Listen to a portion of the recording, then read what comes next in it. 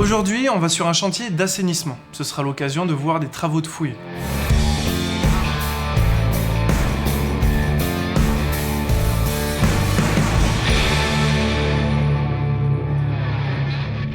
Tu vois Robin, on ne fait pas que de la route.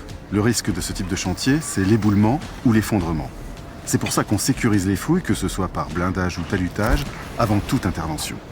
Première chose à retenir, il est interdit d'intervenir dans une fouille non sécurisée.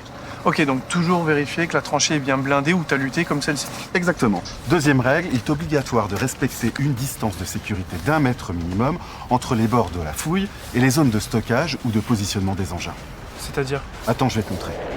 Là, j'ai ma tranchée avec mon blindage qui dépasse. Et là, j'ai un collègue qui travaille.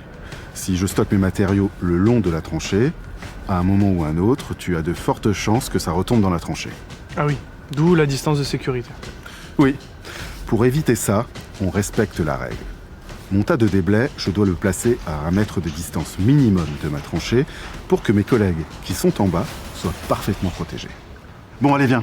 Il me reste une dernière chose à te montrer.